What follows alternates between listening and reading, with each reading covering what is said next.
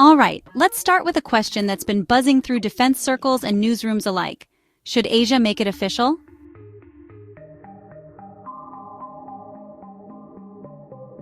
I'm talking about an Asian NATO.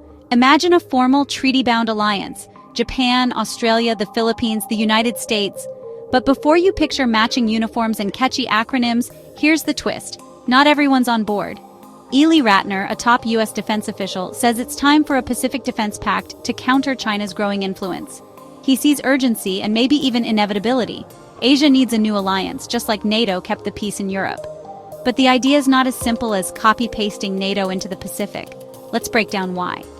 First, Europe and Asia are different beasts. NATO worked in Europe because there was political unity and a shared sense of threat. In Asia, even Ratner's Core Four don't see eye to eye on China.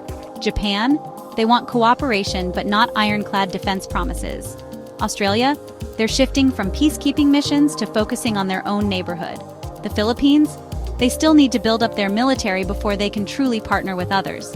And then there's the network effect. Right now, Asia's security is built on a web of flexible, overlapping partnerships. Think bilateral deals. Think trilateral deals. And honestly, it's kind of working. Why risk breaking what isn't broken? Turning these agreements into a formal, locked-in defense pact could backfire.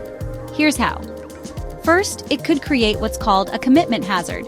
If you make a public promise to defend someone, your rivals, China, might just test how serious you are. Second, not every country in the region is ready or willing to sign up. India, South Korea, they're not exactly jumping at the chance to make it official. Forcing the issue could actually push them away, not pull them closer. Plus, trust and coordination in the region are still growing. But let's not ignore the flip side. There is a growing sense of purpose among U.S. allies in Asia. Here's my take. Sometimes the best way forward isn't to build a new structure, but to strengthen the foundation already there.